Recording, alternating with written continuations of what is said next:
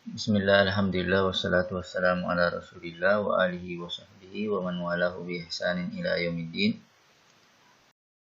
Melanjutkan pelajaran kita pada pertemuan yang kemarin, maka beberapa hal yang juga berkenaan dengan wudu, min masailil wudu, di antara hal yang berkenaan dengan wudu, ya. Jadi di antara hal yang berkenaan dengan wudu adalah apa yang ditunjukkan oleh hadis Abi Hurairah radhiyallahu taala anhu yang ada di layar kita sekarang. An Abi Hurairah radhiyallahu anhu, dari Abi Hurairah radhiyallahu anhu, anna Rasulullah sallallahu alaihi wasallam qala, Rasulullah sallallahu alaihi wasallam bersabda, "Idza tawaddaa ahadukum falyaj'al fi anfihi ma'an." Apabila salah seorang dari kalian berwudu, maka hendaklah dia memasukkan air ke dalam hidungnya. Summa liyantasir, kemudian hendaknya dia beristinsar. Memasukkan air ke dalam hidung diistilahkan dengan sebutan al-istinsyaq. Kemudian mengeluarkannya setelah membersihkan bagian dalam hidung disebut dengan istilah al-istinsar. Al-istinsyaq, memasukkan air ke dalam hidung untuk membersihkannya dan mengeluarkannya kembali setelah membersihkannya disebut atau diistilahkan dengan sebutan al-istinsar. Selanjutnya Nabi alaihi salatu wasallam bersabda, "Wa man istajmara falyutir." Dan barang siapa yang beristijmar, maka hendaknya dia beristijmar dengan kelipatan ganjil. Tadi pada pertemuan yang sebelumnya kita telah membahas bahwa untuk membersihkan najis yang keluar dari salah satu dari dua jalan, ya, itu bisa dilakukan dengan dua cara. Bisa dilakukan dengan al-istinja, bisa dilakukan dengan al-istinja, bisa dilakukan dengan al-istijmar. Ya. Al-istinja membersihkannya dengan menggunakan air, sedangkan istijmar, ya, membersihkannya dengan menggunakan batu atau yang semisalnya, contohnya tisu dan seterusnya. Nah, dalam hadis ini Rasulullah Shallallahu Alaihi Wasallam bersabda, "Wa man istajmara falyutir." Dan barang siapa yang beristijmar, maka hendaknya dia beristijmar dengan kelipatan ganjil. Nah, ini nanti akan kita kita akan bahas beberapa syarat sahnya istijmar yang kita lakukan. Wa idza staiqadha ahadukum min naumihi, selanjutnya Nabi alaihi salatu wasallam bersabda, apabila salah seorang dari kalian bangun dari tidurnya, falyaghsil yadayhi qabla an yudkhilahuma fil ina'i salasan, maka hendaknya dia mencuci kedua tangannya sebelum dia memasukkan kedua tangan tersebut ke dalam wadah penyimpanan air. Jadi ketika seorang bangun dari tidur, tidak boleh bagi dia langsung, ya, mencelupkan tangannya ke ember atau ke tempat-tempat lain wadah penyimpanan air. Tidak boleh.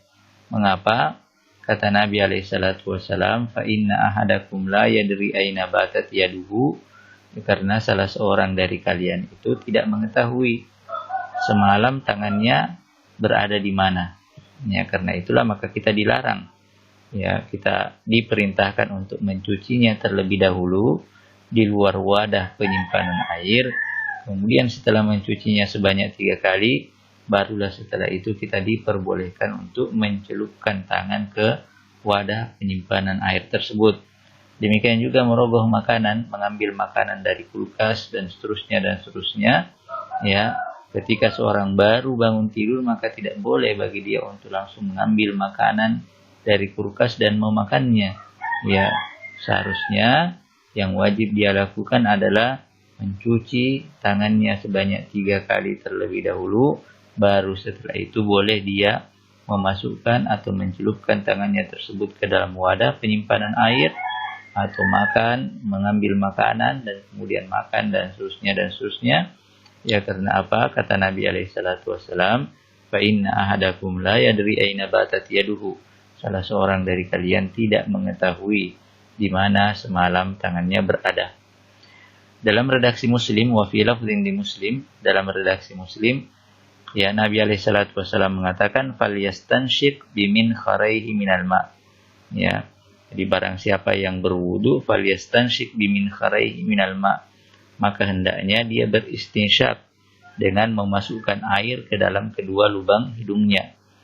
Wa fi lafdhin, dalam redaksi lain dikatakan man tawadda'a falyastansir. Barang siapa yang berwudu maka hendaknya dia beristinsar. Min fawaidi hadzal hadis, di antara pelajaran yang bisa kita dapatkan dari hadis ini, yang pertama adalah al-famu wal anfu minal wajhi yajibu isti'abuhu bil ma'.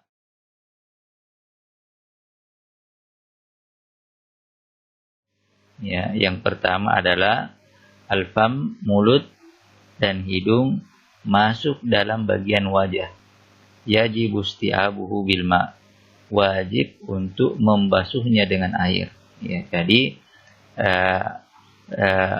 membersihkan hidung atau beristinsyak dan beristinsar itu wajib. Ya, mengapa? Alasannya yang pertama adalah apa yang telah kita sebutkan di sini, ya, bahwa dia termasuk bagian wajah. Sedangkan Allah Subhanahu wa taala berfirman, "Ya ayyuhalladzina amanu idza qumtum ila sholati faghsilu wujuhakum." Wahai orang-orang yang beriman, apabila kalian hendak melaksanakan sholat, sedangkan ketika itu kalian berhadas, faghsilu wujuhakum, maka basuhlah, ya, maka cucilah wajah-wajah kalian. Ya, jadi sekali lagi bahwa mencuci hidung, ya, beristinsar, demikian juga berkumur-kumur, ya, ini adalah wajib karena hidung dan mulut masuk dalam bagian wajah. Karena itu maka di sini dalam hadis ini Nabi alaihissalam memerintahkan kita untuk beristinsyak, memerintahkan kita untuk beristinsar. Idza tawadda ahadukum falyaj'al fi anfihi ma'an. Hendaknya dia memasukkan air ke dalam hidungnya, summa liyantasir, kemudian hendaknya dia beristinsar. Pelajaran yang kedua adalah masyru'iyatul istijmar. Ya. Jadi pelajaran yang kedua adalah tentang disyariatkannya istijmar. Sekali lagi, istijmar ini adalah satu dari dua cara yang diajarkan di dalam agama ini untuk membersihkan najis yang keluar dari salah satu dari dua jalan. Kemudian pelajaran yang ketiga, katakan syartul istijmar alla yakilla min salasi ahjar. Syartul istijmar alla yakilla min salasi ahjar. Wa in baqiyatin najasatu fil mahal tajibu ziyadatu hatta yakuna al mahallu qad tahura. Wa yustahabbu an yakuna al-adadu witran. Ya. Jadi yang ketiga di antara pelajarannya adalah tentang syarat istijmar. Ya. Syarat istijmar ini yang pertama, alla yakilla min salasi ahjar. Batu yang kita gunakan tidak kurang dari 3 buah batu. Bisa menggunakan satu batu, tetapi ketika kita membersihkan najis tersebut, kita menggunakan sudut yang berbeda. Yang jelas, tidak boleh beristijmar kurang dari 3 kali. Ya. Apakah kita menggunakan 3 buah batu atau kita menggunakan batu yang ukurannya cukup besar, yang agak besar, ya, dan kita menggunakan sudut-sudut yang berbeda sebanyak 3 kali. Ya. Wa in baqiyatin najasatu fil mahal tajibu ziyadah hatta yakuna al mahallu qad tahura. Ya. Tetapi kalau setelah 3 kali basuhan, ya, dengan batu tersebut najis masih tetap, atau tanda najis, bekas najis masih tetap menempel, masih tetap ada pada tempat yang kita bersihkan tersebut, maka ketika itu wajib menambah jumlah basuhan, ya. Maka wajib menambah jumlah batu yang kita gunakan. Sampai berapa? Sampai betul-betul bersih. Ya, sampai betul-betul bersih. Wa yustahabbu an yakuna al-adadu witran, dan disunnahkan beristijmar dalam jumlah yang ganjil. Jadi ketika kita menambah, ya, ketika setelah tiga kali basuhan dengan batu itu belum juga bersih, maka kita tambah jumlah tambahan yang dianjurkan, kita menambahnya sebanyak jumlah genap agar kelipatan seluruhnya ganjil. Ya, kita tambah 2, kelipatan semuanya menjadi 5, atau kita tambah 4, dan seterusnya. Ketentuan ini disebutkan di dalam hadis Salman, ya, beliau berkata, qila lahu, ada orang yang bertanya kepada beliau, ya, orang musyrik, ya, yang bertanya kepada beliau, qad 'allamakum nabiyyukum sallallahu alaihi wasallam kulla syai'in hatta al-qira'ah, benarkah nabi kalian telah mengajar kalian seluruh hal, ya, benarkah nabi kalian telah mengajar kalian segala sesuatu sampai pada masalah buang air pun telah diajarkannya? Faqala ajal, Salman radhiyallahu anhu, ya, berkata, menjawab pertanyaan tersebut, ya, tentu. Kemudian beliau mengatakan, laqad nahana an nastakbiral qiblata li ghaitin aw baulin. Beliau telah melarang kami buang air kecil atau buang air besar menghadap kiblat. Aw an nastanjiya bil yamin. Atau beliau juga melarang kami untuk beristijmar dengan menggunakan tangan kanan. Demikian juga istinja. Au an nastanjiya bi aqalla min salasati ahjar. Beliau juga telah melarang kami beristijmar dengan menggunakan kurang dari 3 buah batu, atau dengan menggunakan kurang dari 3 basuhan dari sudut yang berbeda. Meskipun kita menggunakan 1 batu, tidak mengapa, yang jelas kita menggunakan sudut yang berbeda. Au an nastanjiya bi raji'in aw bi azmin. Demikian juga nabi kami telah melarang kami untuk beristinja menggunakan kotoran kering dan menggunakan tulang. Ya. Jadi inilah beberapa syarat bolehnya beristijmar. Ya, diambil dari hadis Salman ini.